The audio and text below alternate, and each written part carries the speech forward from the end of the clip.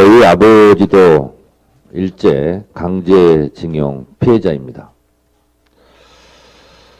저희 어머니께서는 살아생전에 그래도 3년 동안 홋카이도 탄광에서 고생하다 돈 한 푼 없이 남루한 옷차림으로 돌아왔지만 살아서 돌아온 것이 참으로 다행이라고 말씀하곤 했습니다.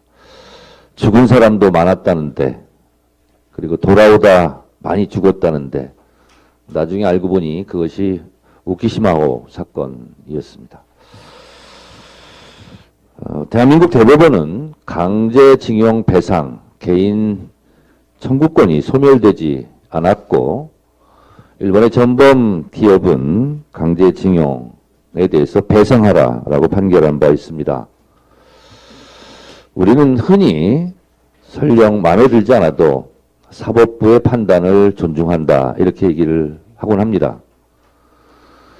윤석열 정권은 대법원의 확정 판결을 존중한다 라고 말하는 대신 우리 기업에게 대신 변제해 주겠다라고 지금 나오고 있는 것 같습니다.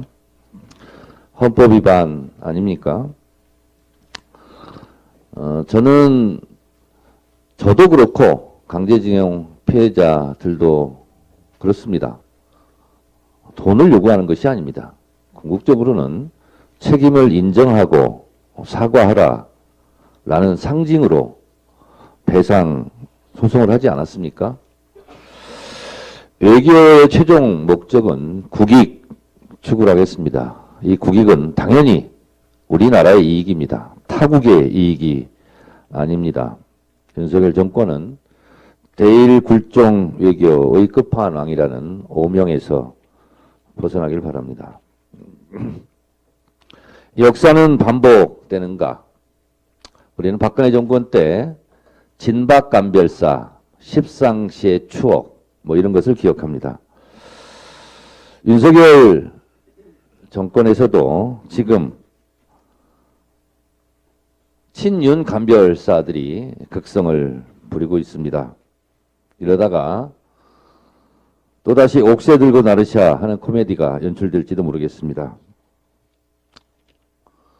이준석 당대표도 쫓겨나고 유승민 전 의원도 쫓겨날 신세이고 나경원도 그런 처지인 것 같습니다.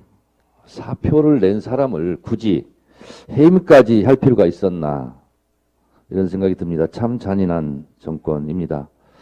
부자지간에도 권력은 나눌 수 없다고 친윤, 비윤, 반윤, 윤핵관들이 비정한 권력 암투가 시작된 느낌입니다. 권력이 아무리 비정한 것이라지만 국민의힘 내전 사태가 정말 점입가병 목불인견입니다. 윤석열 대통령이 개입한 직접적 증거는 없습니다. 그렇지만 만약 대통령이 개입했다면 그것도 문제고, 만약 대통령은 전혀 개입하지 않고 있는데 윤핵관 십상시들이 대통령의 이름을 팔아 호가호위하고 있다면 그것도 더 문제입니다. 용산궁을 둘러싼 권력 암투 하루속히 종결되기 바랍니다. 국민의힘은 내전 사태를 조속히 수습하고 국가적으로 닥친 내후 의안을 극복하는 데 온 힘을 기울이기 바랍니다.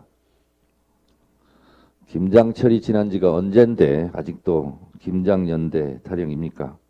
그러다 김치 또 깨질까 걱정됩니다. 당원을 개정해서 100% 당원 체육관 선거를 한다고 하는데 그것도 못 믿겠고 의심스러우면 차라리 당원을 다시 바꿔서 대통령이 그냥 총재로서 당대표 하시면 될 일 아니겠습니까? 이 소모적인 소음 더 이상 듣고 싶지 않습니다. 이상입니다.